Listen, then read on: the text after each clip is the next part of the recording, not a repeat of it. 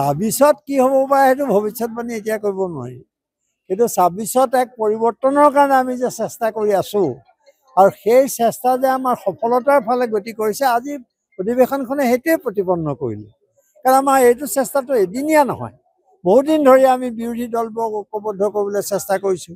আৰু বিজেপিক প্ৰতিহত কৰিবৰ কাৰণে আমি নাগৰিক সমাজক আৰু লগতে বিৰোধী দলবিলাকক, সচেতন ব্যক্তিসকলক, গণতান্ত্ৰিক ব্যক্তিসকলক আমি একগোট কৰিব খুজিছোঁ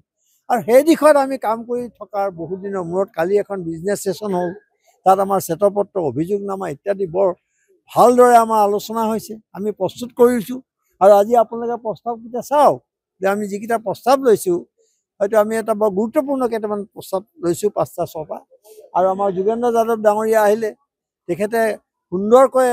কথা কিছুমান আমাৰ আগত তুলি ধৰিলে আৰু আপোনালোকে দেখা পালে যে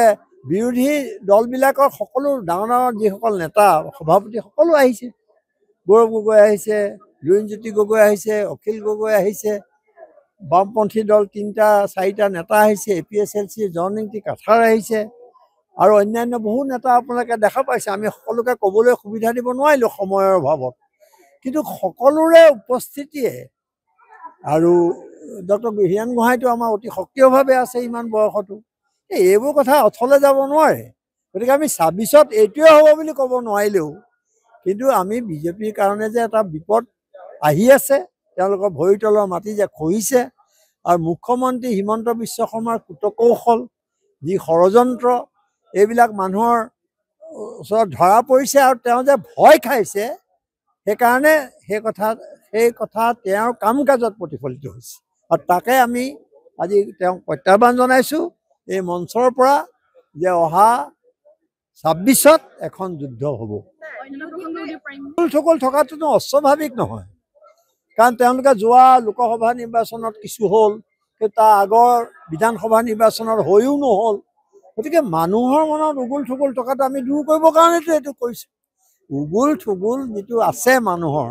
সেইটো নাইকিয়া কৰিবৰ কাৰণে আজি গোটেই বিৰোধী দলবিলাকৰ নেতাসকলক আমি ইয়াত মানে উপস্থিত হৈছে বা আমি উপস্থিত কৰাইছোঁ আৰু গোটেই নাগৰিকে গোটেই আজি বাছ খোৱা এই মঞ্চ প্ৰেক্ষাগৃহটো ভৰি যোৱাটো বৰ মুখৰ কথা নহয়। অসমৰ বিভিন্ন ইয়াততো আমাৰ টকা পইচা নোহোৱা মানুহ জেপৰ পইচা খৰচ কৰি ইয়ালৈ আহিছে। গতিকে ইয়াত আজি যিটো হৈছে, এই ঘটনাই মই ভাবোঁ এটা বাৰ্তা লৈ যাব ৰাইজৰ মাজলৈ, পৰিৱৰ্তনকামী মানুহৰ মাজলৈ,